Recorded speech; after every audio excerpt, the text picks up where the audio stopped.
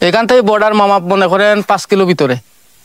5 kilo ভিতরে মানে আমরা যেখানে যাবো ওইটাই কি বর্ডার? জি, আমরা যে জন্নাতে নামবো সেই জন্নাটাই বর্ডার।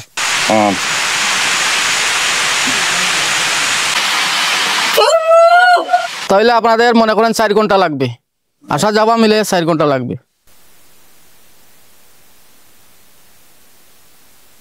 হাঁপাচ্ছি, আমার ছোট ভাই মনের অবস্থা তো আরো খারাপ। তো একটু পরে যখন ঝর্ণায় যে ক্লান্ত শরীর নিয়ে গোসল করবো, শান্তি। হেঁটে চলেছি আঁকাবাঁকা ঝিরি পথের ভিতরে, সামনে ছড়িয়ে ছিটিয়ে আছে বড় বড় বোল্ডার। সূর্যের আলো ঠিক মতো এখানে পৌঁছায় না, এক ভয়ঙ্কর অভিজ্ঞতা।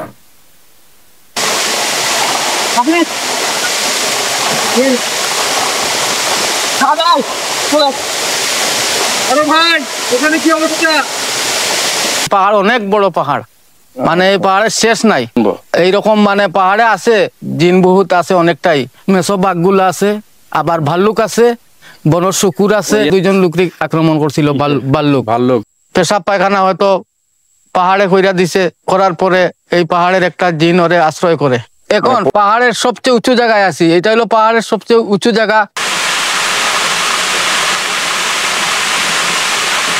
এই যে একটা জিনিস দেখছি কয়েকদিন আগে, যে একটা জিনিস দেখি এই পাশে একটা পাও দিছে আর এই টিলার এই পাশে একটা পাও দিছে দিয়া দাঁড়া। কোন টিলায়? 2 টিলায় 2 পা? 2 টিলায় 2 পা দিয়া দাঁড়াইয়া রইছে, পথ আটকাই এমনে। ভয় ধরানো এমন রোমাঞ্চকর অনেক রকম গল্প শুনতে শুনতে আমরা এগিয়ে চললাম ঝর্ণার দিকে। দুপুর ঘনিয়ে বিকাল চলে এসেছে, তখন সঙ্গী শুধু আমরা 3 জন, এমন ভয়ঙ্কর অন্ধকার পরিবেশে।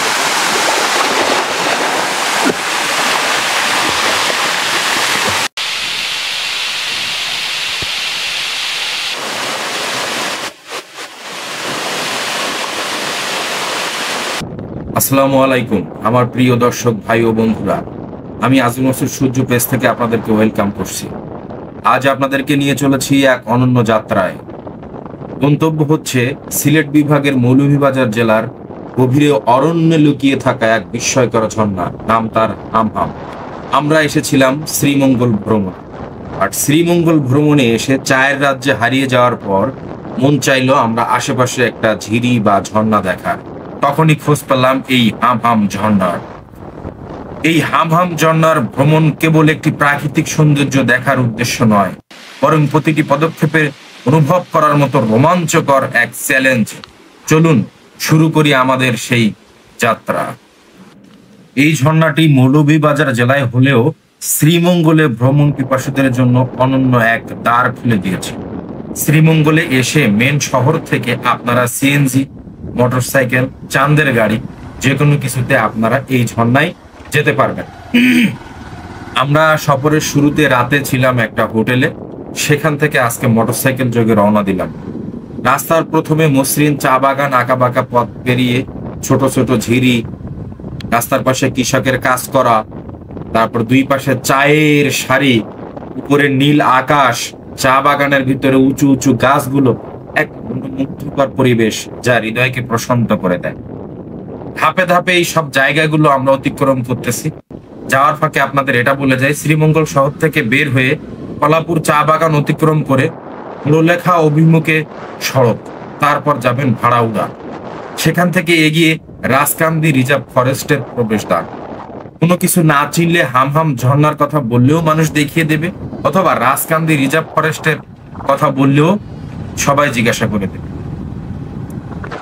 এখানে মোটরসাইকেল যোগে আমরা এসেছি, আপনারা সিএনজি যোগে আসতে পারবেন। এসে একটা নির্দিষ্ট জায়গায় আপনাদেরকে থামতে হবে। নির্দিষ্ট জায়গায় থেমে সেই জায়গাটাতে আমরা চলে আসছি। আপনাদের গাড়ি, অন্যান্য পোশাক পরিচ্ছদ সবকিছু এখানে একটা দোকানে একটা জায়গায় রেখে গাইড ভাড়া করে তারপর আপনারা যাত্রা শুরু করতে পারবেন। তো আমরা শেষ গ্রামটার ভিতরে চলে এসেছি।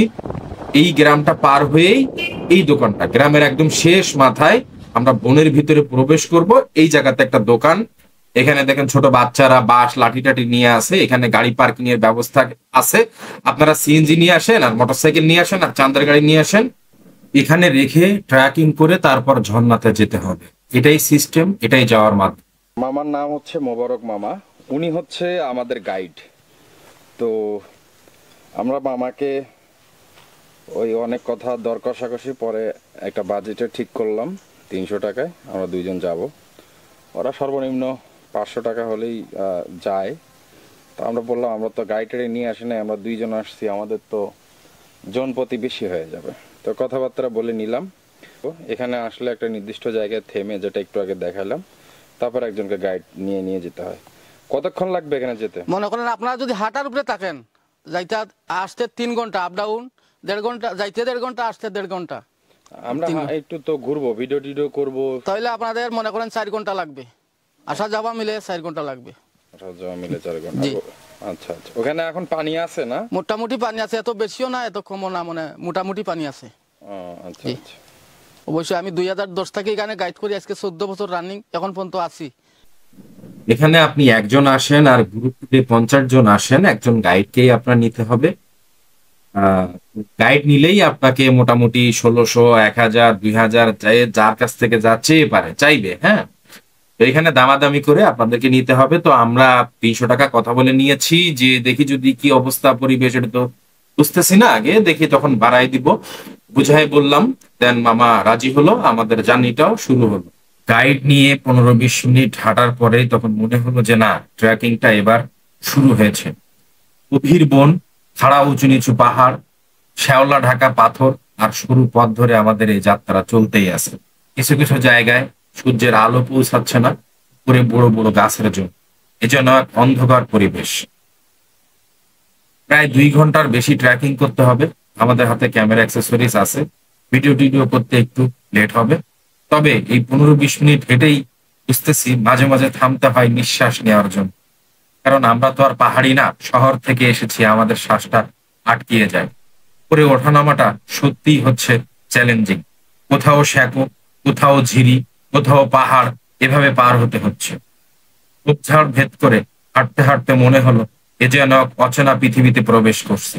পাখির ডাক, ঝিরির শব্দ, বাতাসের গর্জন, মনে হয় প্রকৃতি নিজেই আমাকে স্বাগত জানাচ্ছে। সূর্য, তুমি এসেছো।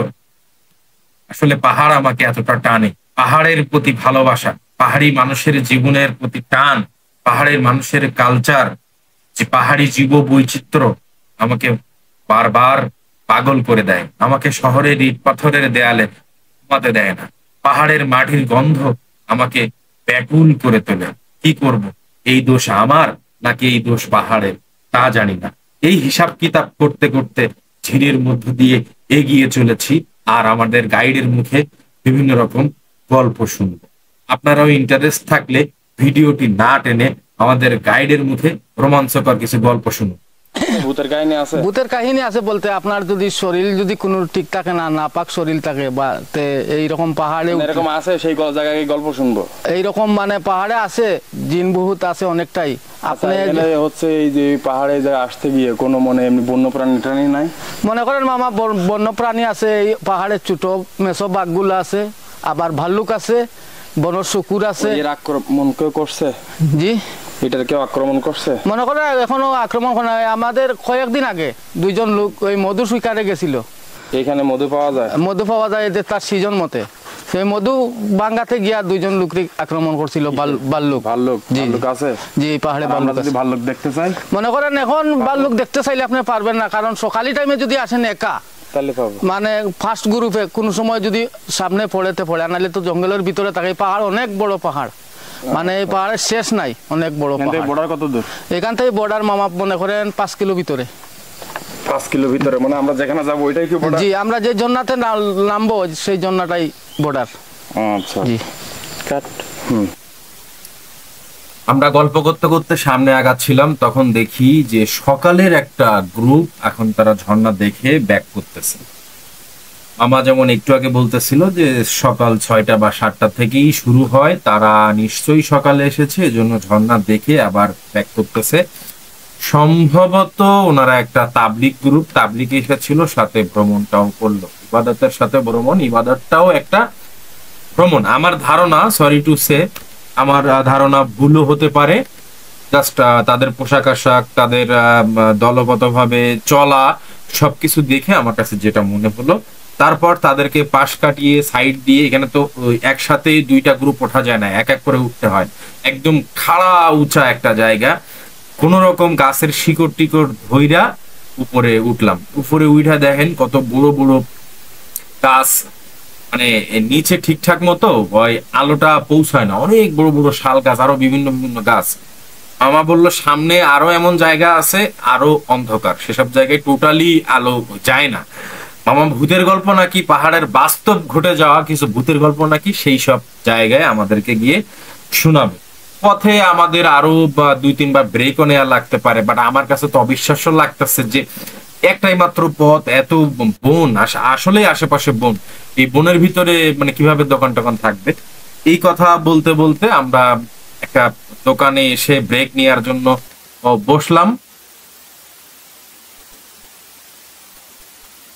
প্রায় 45 মিনিট, 45 মিনিট হবে না, 45 মিনিট হাঁটার পরে উপরে একটা জায়গায় দোকানে বসলাম।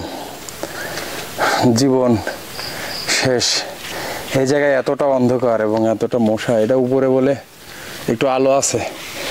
এখানে দোকানদার মামা কয়েল জ্বালায় বসে আছে, তাইলে বুঝেন যে এখানে একটু ভয়ঙ্কর অভিজ্ঞতা। আমার দিকে তাকাও। কষ্টের পরে আসে সুখ। কষ্ট করতেছি, হাঁপাচ্ছি। আমার ছোট ভাই মনের অবস্থা তো আরো খারাপ। তো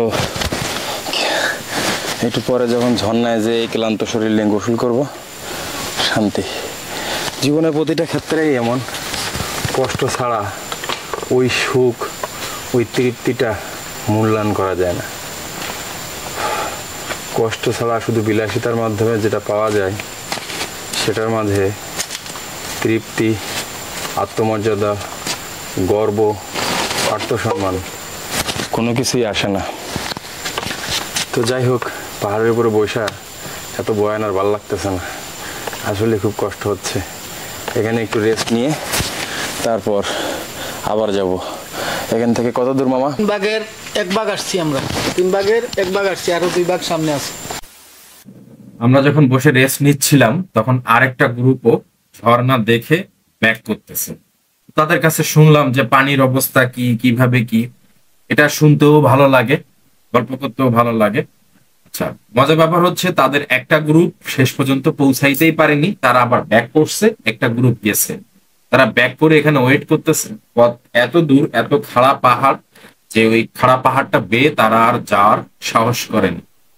এই কথা শোনার পরে একদিকে যেমন ঝর্ণাতে পানি আছে শুনতে পেয়ে ভালো লাগতেছে, আবার একটা গ্রুপ আমাদের মতো ইয়াং একটা ব্যাচ যে ওখান থেকে ব্যাক করছে, যেতে পারিনি, এটা শুনে আমাদের অ্যাডভেঞ্চারের মাত্রাটা আরো বেশি ভয়াবহতা বা আরো বেশি অ্যাট্রাকটিভ হয়ে উঠলো। তো যেতেই হবে, একটা চ্যালেঞ্জ চলে আসলো। তো আবার যাত্রা বিরতি নিয়ে চলে আসলাম। তবে মানে এতক্ষণ হেঁটে, মানে তোর 45 মিনিট হেঁটে অল্প একটু পথ আগাতে পারলাম, 3 ভাগের 1 ভাগ, এখনো 2 ভাগ বাকি। এটা শুনে একটু আসলেই হতাশই হলাম। আর পাহাড়ি রাস্তা, একবার উঁচা একবার নিচু। আর সব থেকে এখানে বিরক্তিকর বা ভয়ঙ্কর বিষয় হচ্ছে যে প্রচন্ড পরিমাণ মশা।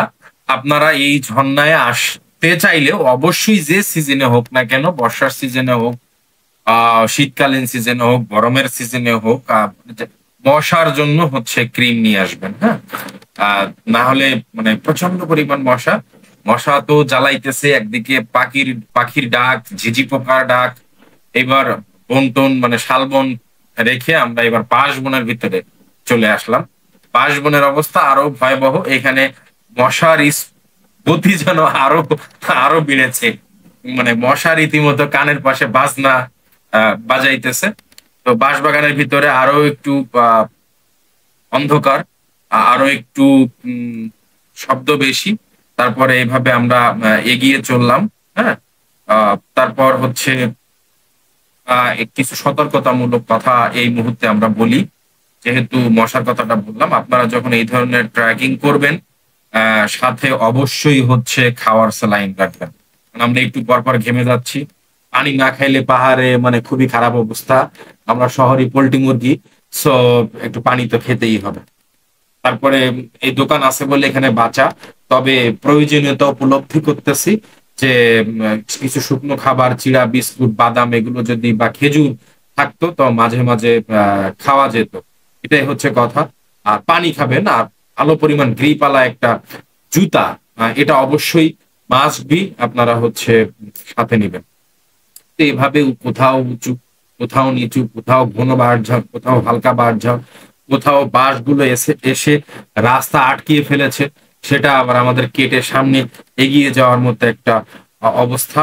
এভাবে আগাচ্ছি। আর যে সব সব মানে পাহাড়ে তো শরীর খুব দ্রুত ঘামে, হ্যাঁ, তাই হচ্ছে একটু একটু বিরতি নিতে হবে, একটু একটু স্লাইন খেতে হবে। ভারী কোনো কিছু খাওয়া যাবে না, শুকনা খাবার খাইতে পারেন। মানে আসলেই ক্লান্তি লাগতেছে, এটা বলে বুঝাইতে পারবেন না। আমার হয়তো ওই সময় অ্যাকশন ক্যামেরা থাকলে, আমি গিয়েছিলাম মূলত ছবি তুলতে, তো ছবি তোলার লেন্স আমার কাছে ছিল ডিএসএলআর এ, ওইটাতে খুব একটা রানিং এর ভিডিও করা যায় না। এই জন্য ভিডিওর অবস্থা বা সাউন্ড কোয়ালিটির অবস্থা খুবই খারাপ। তো মানে আমাদের যে দম লেগে যাচ্ছে, এই উপরে উঠতেছি, এই নিচে নামতেছি, মানে একটা খুব খারাপ অবস্থা। তো এই রকম অবস্থাতে আর যখন উপরে উঠবেন, শরীরে অক্সিজেনের লেভেলও একটু কমে যায়। তো সব মিলিয়ে একটু সচেতন থেকে যদি আপনারা সামনে আগান, সামনের পথগুলো হাঁটেন বা এরকম ট্রেকিং করেন, তাহলে মনে হয় খুব একটা কষ্ট হবে না। সচেতনতা, অ্যাডভেঞ্চার করতে হবে, জীবনে অ্যাডভেঞ্চারের প্রয়োজন আছে, তবে সেটা অবশ্যই সচেতন থেকে। আচ্ছা, এ পর্যায়ে এসে আমাদেরকে বলতে হয় যে হামহাম ঝর্ণাটা কেন এত বিখ্যাত। এই ঝর্ণাটি মূলত আবিষ্কৃত হয় 2009 সালে বা 10 সালের দিকে। এই ঝর্ণাটি স্থানীয় গাইডরা, একজন তথাকথিত আছে যে হচ্ছে ইন্ডিয়ান বর্ডারের সাথে একজন ব্ল্যাকের ব্যবসা করত, তো সে চোরাই পথ আবিষ্কার করতে গিয়ে ঝর্ণাটা আবিষ্কৃত হয়। আর সরকারি নথিপত্র ঘেটে আমরা যেটা জানতে পারি, শ্যামল দেব বর্ম নামে একজনের নেতৃত্বে এই ঝর্ণাটি খুঁজে পাওয়া যায়। এই ঝর্ণাটির উচ্চতা 135 থেকে 160 ফিট, আসলেই অনেক উঁচু, অনেক দীর্ঘ লম্বা একটা ঝর্ণা। আপনারা সামনে ফুটেজ গুলো দেখলে বুঝতে পারবেন যে কত বড়, কত লম্বা। আর হাম হাম ঝর্ণা বলতে যে পানিটা যে পড়ে অনেক উপর থেকে, এখানে একটা হাম হাম বা ঝমঝম শব্দ হয়, এই নাম থেকে মূলত হাম হাম ঝর্ণাটার নামের। হ্যাঁ, প্রথম দর্শনে মনে হবে যে আকাশ থেকে কোন স্বর্গের স্রোতধারা নেমে আসতেছে, মানে এত হাইট, এটা একদম খাড়া একটা হাইটের বিষয় আছে, এটা আপনারা দেখতে পাবেন। হামহাম ঝর্ণার নামকরণের পিছনে যেটা বললাম, যে পানির শব্দ, ঝর্ণার প্রবল ধারা, গভীর গর্জন, সব মিলায় একটা হামহাম একটা ভাব তৈরি হয়। এজন্য হচ্ছে একদম ভারত সীমান্তে, মানে ত্রিপুরা রাজ্যের কাছাকাছি। ঝর্ণাটি ত্রিপুরা রাজ্যের থেকে 5 কিলোমিটার দূরে সম্ভবত। স্থানীয় নথিতে, সরকারি নথিতে এমন কোনো উল্লেখ নেই, বাট ত্রিপুরা রাজ্য এখান থেকে কাছে, এতটুকু আপনারা মোটামুটি শিওর থাকেন। কথা বলতে বলতে আমরা দ্বিতীয় যেখানে বিশ্রাম নিব সেই জায়গাটাতেই আমরা চলে আসছি। এখানে কিছু এরকম আমরা প্রায় 45 মিনিট হাঁটার পর পর একটা করে ব্রেক নিচ্ছিলাম, একটু করে রেস্ট নিচ্ছিলাম, এবং সেই ব্যবস্থা এখানে আছে। এটা সব থেকে ভালো বিষয় যে এখানে মাঝে মাঝে ওই ব্যবস্থাগুলো আছে। আর যে মশার গল্প বলতেছিলাম, দেখেন রানিং হেঁটে আসছি, কোথাও দাঁড়াই নাই, তো শরীরে একটু মশা এরকম সারা পথ, মানে প্রচুর জ্বালাইছে, মানে চুলকাইতে পাগল হয়ে যাইতেছি। তো আর কি আর করার, এখন মামার সেখানে একটু বসবো, একটু পানি টানি খাবো। মনে করেন আমরা এখন পাহাড়ের সবচেয়ে উঁচু জায়গায় আছি। এটা হলো পাহাড়ের সবচেয়ে উঁচু জায়গা। সমতল থেকে এখানে আছি আমরা 1500 ফিট উপরে। এখন আবার আমরা 1500 ফিট নিচে নামবো। নামার পরে 15 মিনিট হাঁটার পরে মূলত ঝর্ণা। আবার ফেরার সময় এই 1500 ফিট উপরে উঠতে হবে, আবার জি উঠতে হবে, আবার এই নিচে নামতে হবে। এখানে অল্প একটু বিশ্রাম নেওয়ার পর আমরা আবার যাত্রা শুরু করলাম। এখানে বাম পাশেরটা একদম খাড়া পাহাড়, নিচে নেমে গেছে, সাবধানে পার হতে হবে। আসলে এখন বুঝতেছি যে গাইড কেন নিয়ে আসতে হয়। প্রথম মনে হচ্ছিল গাইড কেন লাগবে, মানে গাইডটা একটু জুলুম মনে হচ্ছিল যে আমরাই যাবো, আসলে পাহাড়ের ভিতরে কোন দিকে কোন রাস্তা চলে গিয়েছে এটাই তো বুঝতে পারি না। আর আস্তে আস্তে দেখেন পরিবেশটা আরো বেশি অন্ধকার হয়ে যাচ্ছে, ক্যামেরায় ঠিক মতো বোঝা যাচ্ছে কিনা জানি না, তবে এই অন্ধকারের ভিতরে একটা ভৌতিক একটা ভাইব, মশার কামড়, অন্যদিকে মাঝে মাঝে বড় বড় পাখি, তারপর গুই সাপ, এই সব মিলায় যখন বাঁশপাতার উপর দিয়ে হেঁটে আসতেছে, একটা একটা অন্যরকম মানে এটা চোর পুলিশ খেলার মতো একটা অ্যাডভেঞ্চার কিন্তু হচ্ছেই এখানে। খুব ভালো লাগার মতো একটা বিষয় যারা বিশেষ করে অ্যাডভেঞ্চার প্রেমী। তো আমরা একদম শেষ স্টপেজে চলে আসছি কথা বলতে বলতে। এখানে লাস্ট ব্রেক নিয়ে আমরা এবার ঝর্ণার পথ একদম খাড়া 1600 ফিট খাড়া নামতে হবে, একদম পাহাড়ের 1600 ফিট সরাসরি নিচে নামবো এবার আমরা। এখানে শেষবারের মধ্যে একটু কলা, চা এগুলো আমরা খেয়ে নিচ্ছি, এবং এখানে ব্যাগ ট্যাগ আরো যা টুকটাক তো কিছুই নিয়ে আসিনি, বাট যাহা ছিল এখানে রেখে যেতে হবে, কারণ নামার সময় নাকি আরাম লাগবে। কিন্তু যে খাড়া 1600 ফিট এটা একটু আগেই বলি যেহেতু, কারণ আমরা ঝর্ণাতে নামার পরে উঠে আসার সময় এত কষ্ট হয়েছিল, ওই সময় ভিডিও তো করা দূরের কথা, এখানে এসে মনে হচ্ছিল যে আমার নাক দিয়ে মুখ দিয়ে মানে একদম নিঃশ্বাস ফেটে বাহির হচ্ছে, এরকম একটা পরিবেশ তৈরি হয়েছিল। তো সেই জায়গাটাতে নামার আগে শেষ প্রস্তুতিটা হচ্ছে এখানে। এখানে এত কষ্টে আর ভিডিও করতে পারিনি এরকম। তো এখানে হচ্ছে শেষ খাড়া 1600 ফিট। মানে বর্ষাকালে নাকি এটার অবস্থা আরো ভয়াবহ হয়, মানে এখানে দাঁড়ানোর কোনো জায়গা নেই, দুই এক জায়গায় বাসটা মানে খাড়া জায়গায় আপনি কিভাবে দাঁড়াবেন, মানে আপনাকে হাঁটতেই হবে, পা আটকিয়ে যাবে, দম লেগে যাবে, তাও মনে করেন যে হাঁটতে হবে। তো সব এখানে বৃদ্ধ বয়সের কারো আসার আমি একদমই সাজেস্ট করব না, খুবই একটা কঠিন জায়গা। আপনারা সামনে দেখবেন যে বর্ষাকালে মানুষের পা ভিতরে ঢুকে ঢুকে কি একটা অবস্থা হয়ে গিয়েছে। তো আর এমনি এই জায়গাটা একটু ভুতুড়ে, আমরা একটু ভূতের গল্প শুনি এখন, হ্যাঁ, তারপর আবার গল্পে ফিরবো। বলো। বলবো, মনে করেন মামা আমাদের এলাকার এই কয়েকদিন আগে একটা লোক আমাদের এই পাহাড়ে বাঁশ কাটতে ঢুকছিল। ঢোকার পরে উনি আমার যতটুকু মনে হয় উনার শরীরটা তেমন ভালো ছিল না, পেশাব পায়খানা হয়তো পাহাড়ে কইরা দিছে, করার পরে এই পাহাড়ের একটা জিন ওরে আশ্রয় করে, মানে প্রসাব করলে ধরবে, পেশাব পায়খানা যদি করে আর বা শরীর যদি উনার নাপাক থাকে। আমার ছোট ভাই মনে 4 দিন ধরে গোসল করেন, গোসল করে না ঠিক আছে, যদি উনি আবার ধরবে তো হাসতেছিস কে ভাই, তো ধরছিস। যদি ওনার শরীর যদি আবার ঠিক থাকে না, শরীর যদি নাপাক থাকে, তাহলে মনে করেন জিন ভূতের আশ্রয় ধরার সম্ভাবনা থাকে। আর এই পাহাড়ে পেশাব পায়খানা করলে যে কোনো জায়গাতে হিসাব করে করতে হবে, কারণ এটা পাহাড়। আমাদের এলাকার লোকটা এরকম ঢুকার পরে পেশাব পায়খানা করিয়া দিছিল, আর এরপরে উনার একটা জিন আশ্রয় করার পরে বাড়িতে নেওয়া হয়। নেওয়ার পরে এই যে কবিরা জানিয়া উনারে এই জিন ছাড়ানো হয়। আচ্ছা আচ্ছা, তো তুমি হচ্ছে এই পাহাড়ে চলতে চলতে, ঠিক আছে, জি জি, চলার পথে নিজে কোনোদিন ভূত টুত দেওনি, পাটা লুঙ্গি টুঙ্গি উল্টো করে ধরে? মনে করেন মামা অনেকটাই পাইছি এইরকম। পাওয়ার পরে এই যে আমাদের একটা ইয়ে আছে না সূরা, এটা পড়লে জিন ভূতের তাকে আশ্রয় থাকি আপনি বেঁচে যাবেন, যদি আপনার শরীর ভালো থাকে। আচ্ছা আচ্ছা, তুমি এমনি দেখছো নাকি? এমনি দেখছি, আমি সরাসরি দেখছি অনেকদিন অনেকটা জিনিস। কি দেখছো? পা হাত পা উল্টো করে না, আমি এই যে একটা জিনিস দেখছি কয়েকদিন আগে, যে একটা জিনিস দেখি এই পাশে একটা পাও দিছে, আর এই টিলার এই পাশে একটা পাও দিছে দিয়া দাঁড়া। কোন টিলায়? দুই টিলায় দুই পা? দুই টিলায় দুই পা দিয়া দাঁড়াইয়া রয়েছে, পথ আটকাইয়া এমনি। পরে এই যে আমি এই সূরাটা পড়ার পরে আমার বুকে 3টা ফু দিলাম, দেওয়ার পরে তার পথে চলে গেছে। আমার পথে চুল লম্বা নাকি দানব আকৃতি? কি এটা মনে করেন এটা ইয়ের মতো, দানবের মতো, দেখলে আপনি মানে ভয় পাওয়ার মতোই জিনিস। মনে করেন আমারে চূড়া না পড়লে আমারে হয়তো আশ্রয় করতো আমার সাথে, মনে করেন একটা যে কোনো একটা ইয়ে করতো। তোমার সাথে আশ্রয় করলে তো মামা তুমিও শক্তিশালী হয়ে যায়। জি অবশ্য শক্তিশালী হইতাম, তবে তো আমার উল্টা পাল্টা কইরা দিত হয়। ইমন, তুমি তাহলে কি করবা? তুমি যে তুমি 4 দিন গোসল করো না, আমি আর হচ্ছে আরো 7 দিন গোসল করবো না, কারণ আমার জিন দেখার খুবই ইচ্ছা। না, তুমি যে পাহাড়ে প্রস্রাব করছো একটু আগে, তাই সাবধানে, এই জায়গাটা সবথেকে ভয়ঙ্কর। জি জি, মানে কেমনে যে নামবো। মামা ওটা অফ করেন। থাক থাক ওটা থাক। এই সাবধানে সাবধানে, এই ওভাবে পড়ে যাবা। নামতে দেখেন কতটা ভয়ঙ্কর।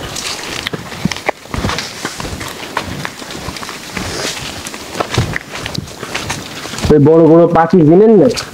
জি, এই বড় বড় পাখি জিনেন? পাখি পায়ের ছাপ। জিনেন না, ওইগুলা মানুষ বর্ষাকালে যখন আসে, ও মাই গড,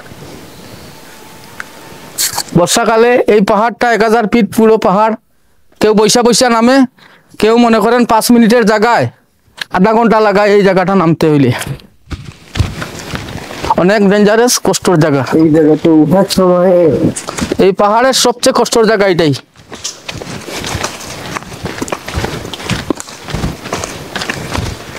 পুরো 1000 ফিট নামতে হয়, পুরো 1000 ফিট আবার উঠতে হয়। ক্যামেরায় কতটুক বোঝা যাচ্ছে বা বুঝাইতে পারতেছি জানি না, কারণ অলরেডি কিন্তু কাঁপতেছি। এই জায়গাটা মানে ক্যামেরায় আসলে চোখে যা দেখা যায় ক্যামেরায় এইভাবে দেখানো যায় না। আর আমরা তো প্রফেশনাল ভিডিওগ্রাফার না, কাছে ড্রোন নাই। মানে আপনার এই আশেপাশের সিনারিওটা দেখলে কিছুটা বুঝতে পারবেন যে কতটা খাড়া, মানে স্ট্রেট খাড়া একটা জায়গা। হালকা ঢালু থাকলে তো নামা যায়, টেনে টেনে নামা, মানে জোরে স্পিডে যে নামবেন সামনে তো বাড়ি খাবেন, আপনার সামনে তো সমতল জায়গা নেই। মানে আপনি পা স্লিপ করলে এখানে গোড় দেওয়া ছাড়া আর কোনো অপশন নাই, এইরকম একটা অবস্থা। আমি চিন্তা করতেছি এই জায়গায় বর্ষার সিজনে যখন প্রচন্ড বর্ষা হয় তখন এই জায়গাটাতে মানুষ কিভাবে নামে আর কি, আমার মাথায় এইটা আসতেছে না। তো এভাবেই সামনে আগাচ্ছি। আগাইতে আগাইতে দেখি যে একটা গ্রুপ, যে ওই দোকানে যে গ্রুপটা ব্যাক করেছিল তাদের ফ্রেন্ড সার্কেলের যে গ্রুপটা যারা এসেছিল, তারা ঝর্ণা থেকে গোসল করে ঝর্ণা দেখে ব্যাক করতেছে। তো রাস্তাটা এমন যে একসাথে দুইটা গ্রুপ নামা যায় না। রাস্তা আপনারা দেখতেছেন অনেক চওড়া, কিন্তু এই পা দেওয়ার জায়গা নেই ওইভাবে। হ্যাঁ, তো এক গ্রুপ নামে, এক গ্রুপ সাইড দেয়, আরেক গ্রুপ ওঠে।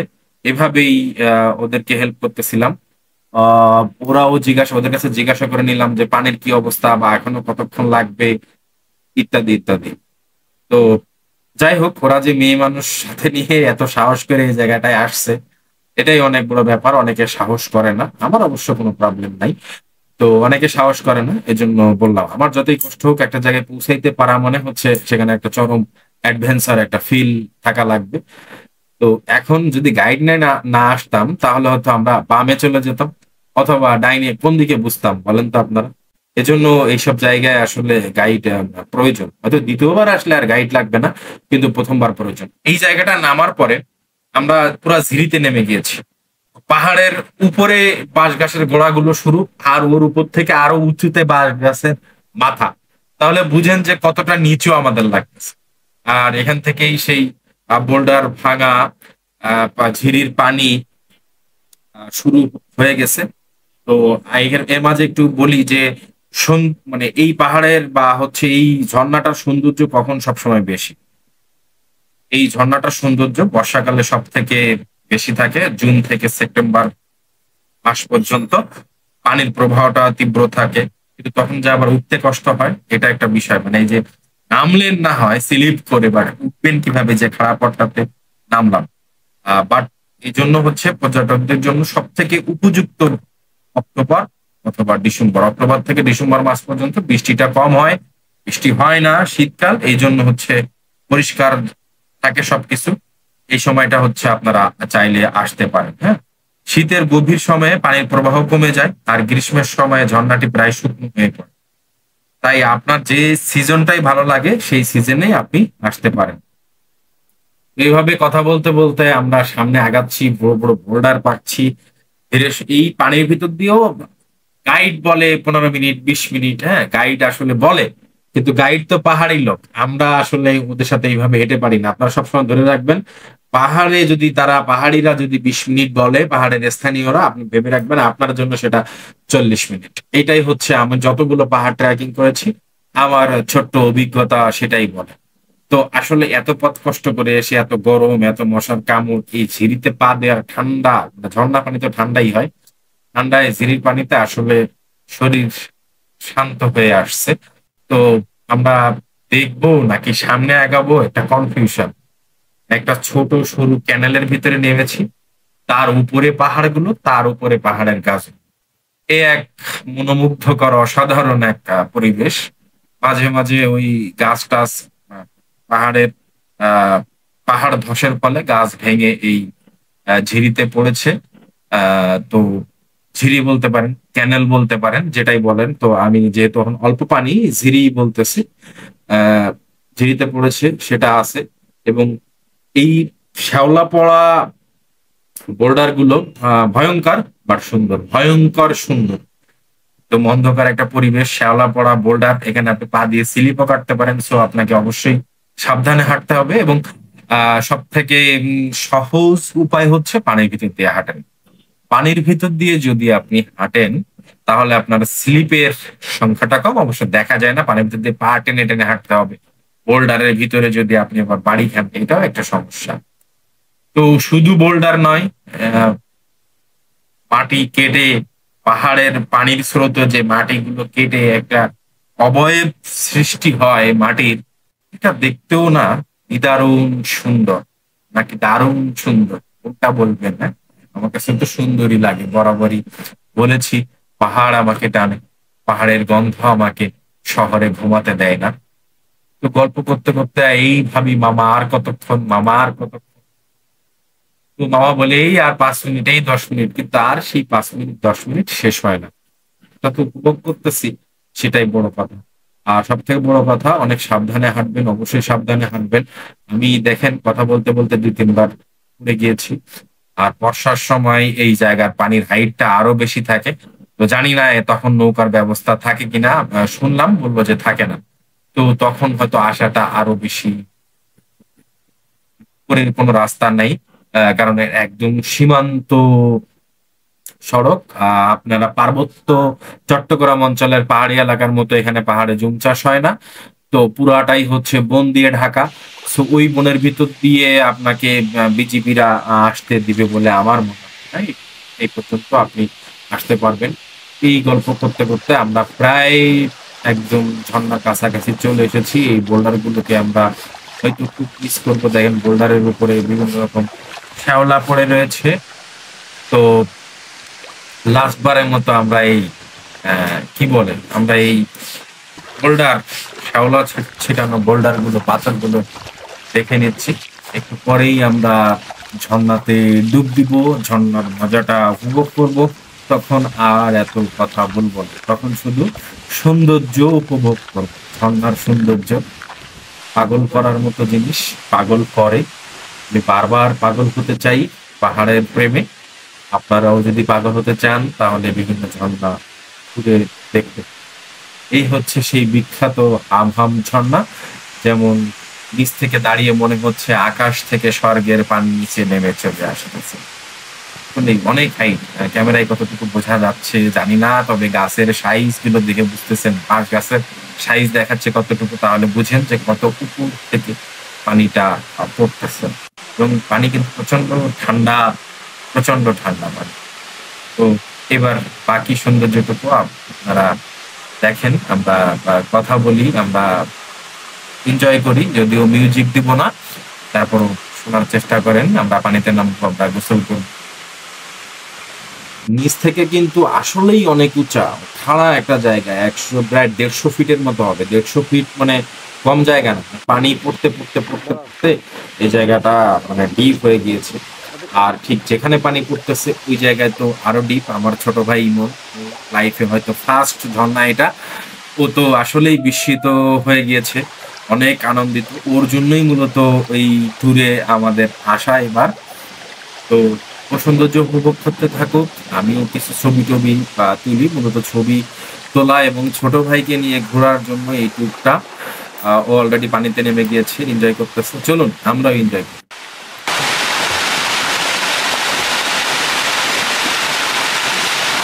মারো।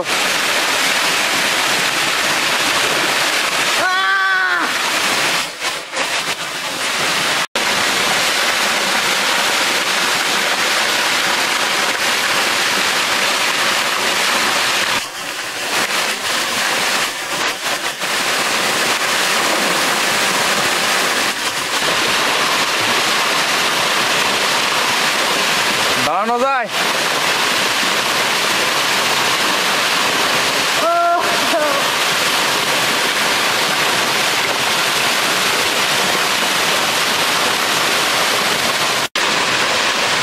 পানি ছিটাও, পানি ছিটাও, পানি ছিটাও, পানি ছিটাও, পানি ছিটাও, এখানে দাঁড়ায় পানি ছিটাও।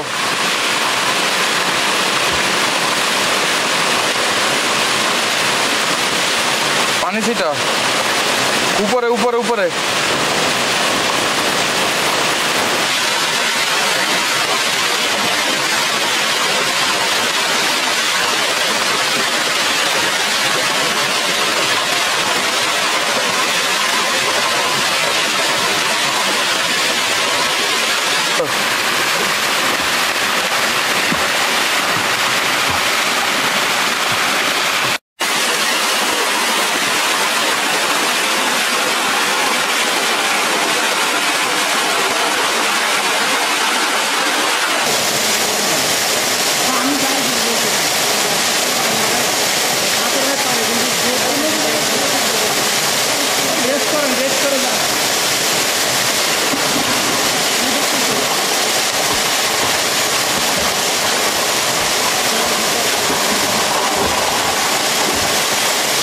আসেন আসেন,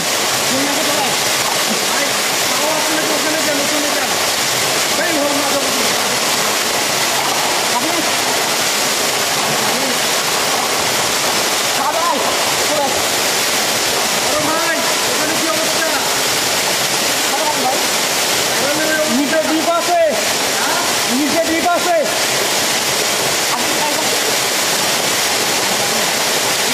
দেখতে পাও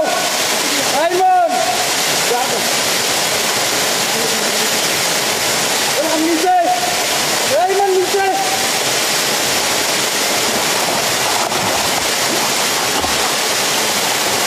এখানে আয় দাদা।